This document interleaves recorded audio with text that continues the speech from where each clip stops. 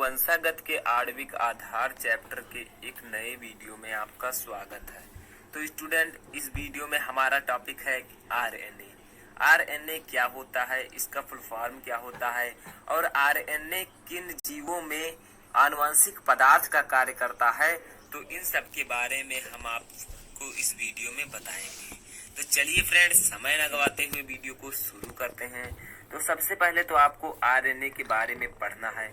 आपको इसकी संरचना को नहीं पढ़ना है, क्योंकि ये आपके क्लास 11 में इसकी पूर्ण संरचना बताई गई थी। ठीक है, तो ये लेसन जो है वंशागत का आणविक आधार, ये आपके डीएनए पर ज्यादातर आधारित है, क्योंकि आपको इसमें डीएनए से आरएनए कैसे बनता है और आरएनए से प्रोटीन कैसे बनता है, इन सब के बारे में पढ़ना है। तो चलिए हम लोग आरएनए के कुछ बेसिक जानकारी को इसमें ले लेते हैं, जिससे आपको इस लेसन में अध्ययन करने से आसानी हो। ठीक है, तो चलिए देखते हैं कि आरएनए के वो बेसिक नॉलेज कौन कौन से हैं। तो सबसे पहले तो आपको ये जानना आवश्यक है कि आरएनए का फुल फॉर्म क्या होता है, क्योंकि ये आपको एक मार्क में भी पूछा जा सकता है। तो आरएनए का फुल फॉर्म होता है राइबो न्यूक्लिक एसिड। ठीक है, तो राइबो न्यूक्लिक एसिड। और डीएनए का कोई पूछे तो आगे आप डीऑक्सी लगा दीजिए, राइबो न्यूक्लिक एसिड। ठीक है, तो हम लोग आरएनए के बारे में पढ़ रहे हैं, तो आरएनए का फुल फॉर्म देख लीजिए। तो क्या होता है? Ribo nucleic acid. ये आपको याद रखना है। आप लोग हिंदी में भी लिख सकते हैं इसे किस तरह से, राइबो न्यूक्लिक एंड एसिड। ठीक है, तो ये आप लोगों को अच्छे से समझ में आ चुका होगा इसका फुल फॉर्म। अब नीचे आप लोग देखिए कि आरएनए की जो महत्व है, इसका जो महत्व है, इंपॉर्टेंस है, वो क्या है। तो सबसे पहला जो टॉपिक है वो है आरएनए पहला आनुवंशिक पदार्थ है। यानी कि जो आरएनए है फ्रेंड, ये पहला आनुवंशिक पदार्थ है। वैसे हम लोगों में, जीवों में क्या डीएनए आनुवंशिक पदार्थ है, लेकिन ऐसा माना जाता है कि आरएनए पहला आनुवंशिक पदार्थ था। आरएनए जो था पहला आनुवंशिक पदार्थ था, सबसे पहला आनुवंशिक पदार्थ। ठीक है, और अभी भी कुछ विषाणुओं में, जैसे एचआईवी, इन्फ्लुएंजा, पोलियोमाइटिस, टीएमबी, इन सब में आरएनए ही आनुवंशिक पदार्थ का कार्य करता है। तो आरएनए पहला आनुवंशिक पदार्थ था, क्योंकि आरएनए का विकास जो है डीएनए से पहले हुआ था। कोई पूछे आरएनए पहला आनुवंशिक पदार्थ क्यों था, तो आप लोग कह सकते हैं क्योंकि आरएनए का विकास जो था डीएनए से पहले हुआ था। अब नीचे आप लोग देखिए, एक और टॉपिक है कि एक और पॉइंट है कि डीएनए का निर्माण आरएनए के रासायनिक रूपांतरण से हुआ।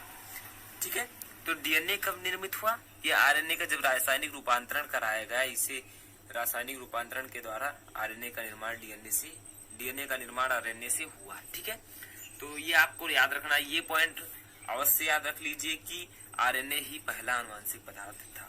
ठीक है, क्योंकि आरएनए का विकास जो था डीएनए से पहले हुआ था, तो डीएनए का निर्माण क्या होता है, आरएनए के रासायनिक रूपांतरण से किया गया। ठीक है, अब आगे आप लोग देखिए कि एक मेरा क्वेश्चन है जिसका आंसर ही मैं ही दूंगा।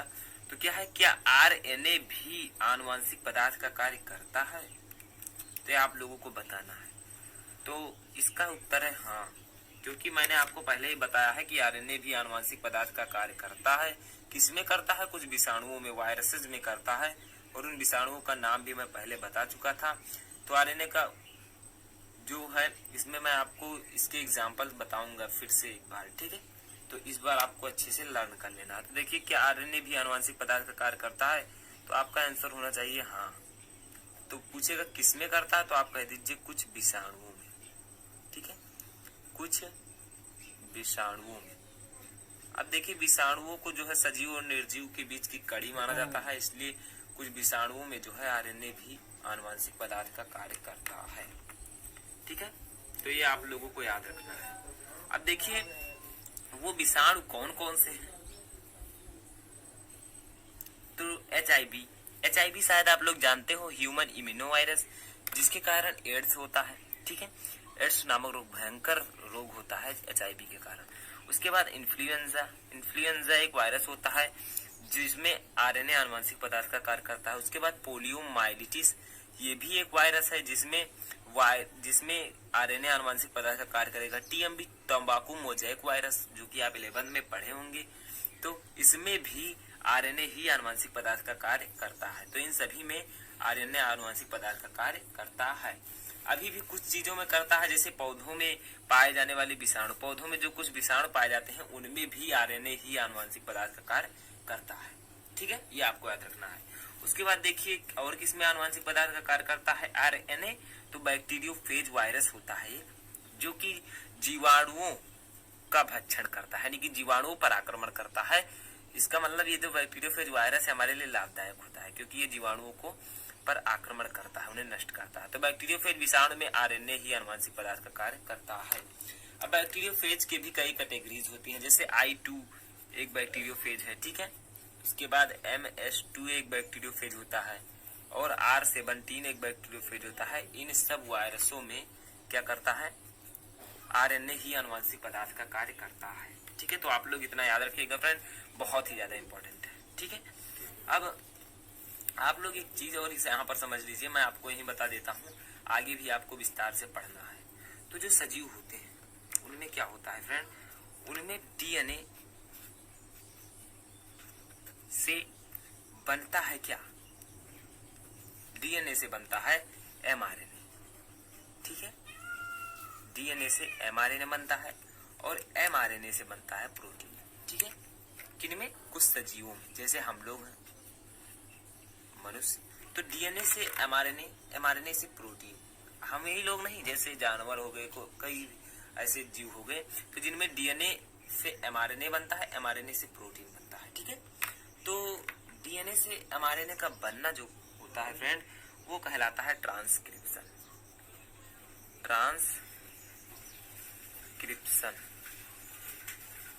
ठीक है। तो डीएनए से एमआरएनए का बनना कहलाता है ट्रांसक्रिप्शन और एमआरएनए से प्रोटीन का बनना कहलाता है फ्रेंड ट्रांसलेशन। ट्रांसलेशन, ये आपको याद रखना है, बहुत इंपॉर्टेंट है। आप इसी के बारे में इस लेसन में अच्छे से पढ़ेंगे, इसकी पूरी प्रक्रिया कि डीएनए से आरएनए किस प्रकार बनता है, आरएनए से प्रोटीन किस प्रकार बनता है। तो डीएनए से एमआरएनए, एमआरएनए का मतलब मैसेंजर आरएनए। ठीक है, तो डीएनए से एमआरएनए का बनना ही ट्रांसक्रिप्शन कहलाता है और ट्रांसक्रिप्शन को हम लोग हिंदी में कहते हैं अनुलेखन। ठीक है, अनुलेखन। और ट्रांसलेशन को हम लोग हिंदी में कहते हैं रूपांतरण। ठीक है, तो ये प्रक्रिया हमें आगे पढ़ना है और बहुत ही ज्यादा विस्तार से, क्योंकि डीएनए के बारे में, डीएनए से आरएनए किस प्रकार बनता है, तो अनुलेखन को हमें बहुत ही ज्यादा विस्तार से पढ़ना है आगे। और एमआरएनए से रूपांतरण, जो ट्रांसलेशन की प्रक्रिया द्वारा प्रोटीन किस प्रकार से बनता है, यही सेंट्रल डोग्मा ऑफ बायोलॉजी कहता है। ठीक है, तो डीएनए से एमआरएनए का बनना कहलाता है अनुलेखन या ट्रांसक्रिप्शन और एमआरएनए से प्रोटीन का बनना कहलाता है रूपांतरण। तो फ्रेंड, ये तो था सजीवों के लिए। अब एक मुद्दा यहाँ पर उठता है कि हम लोगों में तो डीएनए आनुवांशिक पदार्थ का कार्य करता है सभी सजीवों में, लेकिन जिनमें वायरस यानी कि आरएनए जो है फ्रेंड वायरस में आनुवांशिक पदार्थ का कार्य करता है, तो उनमें कैसी प्रक्रिया होती होगी, तो उनमें भी आप लोग देखिए अच्छे से। तो उनमें क्या होता है, आरएनए से बनता है डीएनए, यानी कि एकदम उल्टी प्रक्रिया होती है। आरएनए से डीएनए बनता है और डीएनए से क्या बनता है, फिर से एमआरएनए बनता है, जो एमआरएनए, और एमआरएनए से बनता है प्रोटीन। तो ये देखिए क्या हुआ, इनमें आरएनए आनुवंशिक पदार्थ का कार्य करता है, तो इनमें क्या होगा, आरएनए से डीएनए बनेगा और आरएनए से डीएनए बनने की प्रक्रिया को हम लोग कहते हैं रिवर्स ट्रांसक्रिप्शन। रिवर्स ट्रांसक्रिप्शन प्रक्रिया कहते हैं। आरएनए से डीएनए के बनने को हम लोग रिवर्स ट्रांसक्रिप्शन कहते हैं और डीएनए से एमआरएनए को बनने को क्या कहते हैं, ऊपर देखिए यहाँ पर डीएनए से एमआरएनए बना तो इसको ट्रांसक्रिप्शन कहेंगे। तो आप लोग यहाँ पर लिख भी सकते हैं ट्रांसक्रिप्शन। तो फ्रेंड थोड़ा सा आप लोग समझने का प्रयत्न कीजिए, एमआरएनए से प्रोटीन का ट्रांसलेशन, ठीक है। तो आरएनए से डीएनए का बनना रिवर्स ट्रांसक्रिप्शन, क्योंकि यहाँ पर डीएनए से आरएनए बना तो ट्रांसक्रिप्शन, और आरएनए से जब डीएनए बनेगा तो इसे रिवर्स ट्रांसक्रिप्शन कहेंगे। और रिवर्स ट्रांसक्रिप्शन को हम लोग हिंदी में कहते हैं प्रतिलोम अनुलेखन। ठीक है, प्रतिलोम अनुलेखन। तो ये आप लोग याद रखिएगा कि आरएनए से डीएनए के बनने को रिवर्स ट्रांसक्रिप्शन कहते हैं, जिसे हिंदी में प्रतिलोम अनुलेखन कहते हैं। और ये किस एंजाइम की उपस्थिति में होता है? ये होता है रिवर्स ट्रांसक्रिप्टेज एंजाइम, ट्रांसक्रिप्टेज। ठीक है फ्रेंड, तो आप लोग ऐसे समझ लीजिएगा यहाँ पर थोड़ा सा। तो ये प्रोसेस बहुत ही ज्यादा लंबा है, इसलिए आप लोग यहाँ पर मैं आपको समझाता हूँ, उसके बाद मैं आपको आगे इसका विस्तृत अध्ययन बताऊंगा। ठीक है, तो डीएनए से आरएनए का बनना ट्रांसक्रिप्शन कहलाता है, और एमआरएनए से प्रोटीन का बनना ट्रांसलेशन। अब आरएनए से डीएनए का बनना क्या कहलाता है? Reverse transcription. ठीक है, यहाँ पर आप लोग तीर लगा दीजिए। और डीएनए से एमआरएनए का बनना फिर से ट्रांसक्रिप्शन, और एमआरएनए से प्रोटीन का बनना ट्रांसलेशन। ठीक है, तो ये थी फ्रेंड पूरी प्रक्रिया। तो आई होप कि आपको ये समझ में आ चुका होगा अच्छे से। तो मेरी आशा है